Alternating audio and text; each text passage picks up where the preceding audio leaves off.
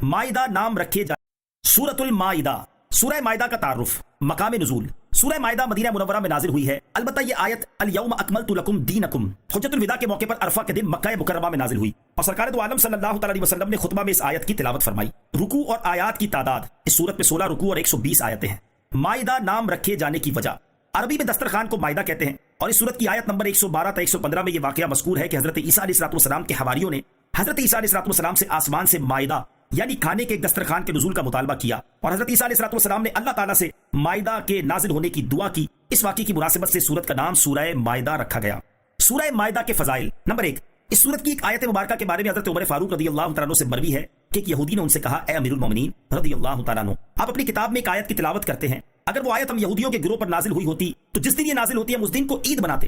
हजरत उमर रज़ियल्लाहु तआला अन्हु ने फरमाया, वो कौन सी आयत है? इस यहूदी ने अर्ज की, वो ये आयत है, अल यौम अकमलतु लकुम दीनकुम व अतममतु अलैकुम निअमती व रदीतु लकुमुल इस्लाम दीना। तर्जमा, आज मैंने तुम्हारे लिए तुम्हारा दीन मुकम्मल कर दिया और मैंने तुम पर अपनी नेमत पूरी कर दी और तुम्हारे लिए इस्लाम को दीन पसंद किया। हजरत उमर फारूक रज़ियल्लाहु तआला अन्हु ने फरमाया, हम उस दिन और उस जगह को भी जानते हैं कि जिसमें नबी करीम अलैहिस्सलातु वस्सलाम पर यह आयत नाजिल हुई। जब यह आयत नाजिल हुई उस वक्त हुजूर पुरनूर अलैहिस्सलातु वस्सलाम जुमा के दिन अरफात के मैदान में मुकीम थे और जुमा और अरफा दोनों मुसलमानों की ईद के दिन हैं। नंबर 2, हजरत अब्दुल्लाह इब्न अमर रज़ियल्लाहु तआला अन्हु फरमाते हैं, जब हुजूर पुरनूर सल्लल्लाहु अलैहि वसल्लम पर सूरह माइदा नाजिल हुई और उस वक्त आप अलैहिस्सलातु वस्सलाम अपनी सवारी पर सवार थे तो सवारी में आप सल्लल्लाहु अलैहि वसल्लम का बोझ उठाने की ताकत न रही, इसीलिए आप अलैहिस्सलातु वस्सलाम सवारी से नीचे तशरीफ ले आए। नंबर 3, हजरत मुजाहिद रज़ियल्लाहु तआला अन्हु से मरवी है, नबी करीम सल्लल्लाहु अलैहि वसल्लम ने इरशाद फरमाया, तुम अपने मर्दों को सूरह माइदा और औरतों को सूरह नूर सिखाओ। अल्लामा अब्दुल रऊफ मनावी रहमतुल्लाहि तआला फरमाते हैं, सूरह माइदा में चूंकि मर्दों के लिए बहुत ज़ज्र व तौबीख डांट डपट है इसलिए इन्हें सूरह माइदा सिखाने का हुक्म दिया गया और सूरह नूर में औरतों के लिए बहुत ज़ज्र व तौबीख यानी डांट डपट है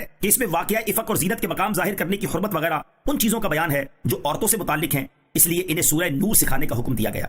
सूरह माइदा के मज़ामीन, इस सूरत का मरकजी मजमून यह है, इसमें यहूदियों और ईसाइयों के बातिल अकायद और नजरियात जिक्र करके उनका रद्द किया गया है। इसके अलावा इस सूरत में ये मज़ामीन बयान किए गए हैं। नंबर 1, मुसलमानों को तमाम जायज़ मुआहदे पूरा करने का हुक्म दिया गया और उन जानवरों के बारे में बताया गया जो मुसलमानों पर हराम हैं और जो मुसलमानों के लिए हलाल हैं। नंबर 2, वुज़ू, गुस्ल और तयम्मुम के अहकाम बयान किए गए और इंसाफ के साथ गवाही देने और नाइंसाफी करने से बचने का हुक्म दिया गया। नंबर 3, बनी इसराइल से अहद लेने, उनके अहद की खिलाफ वर्जी करने और उसके अंजाम को बयान किया गया। नंबर 4, बनी इसराइल का जब्बारीन से जिहाद न करने का वाकया बयान किया गया है। नंबर 5, चोरी करने और डाका डालने की सजा का बयान, शराब और जुए की हुर्मत का बयान, कसम के कफ़ारे का बयान, एहराम की हालत में शिकार के अहकाम, कुरान के अहकामात पर अमल को तर्क करने की वईद, यहूदियों, ईसाइयों, मुनाफिकों और मुशरिकों से होने वाली बहस का बयान है। नंबर 6, मुसलमानों को अपनी इस्लाह करने का हुक्म दिया गया है और इस्लाह का तरीका भी बयान किया गया है। यह भी फरमाया गया कि नेकी और परहेजगारी के कामों पर एक दूसरे की मदद की जाए और गुनाह और सरकशी के कामों पर एक दूसरे के साथ ताअवुन हराम है, कुफार के साथ दोस्ती करना हराम है। नीज गवाही के मुतालिक फरमाया कि गवाही देने वाला आदिल हो और इंसाफ के साथ फैसला किया जाए और मुसलमानों के दरमियान मसावात कायम की जाए।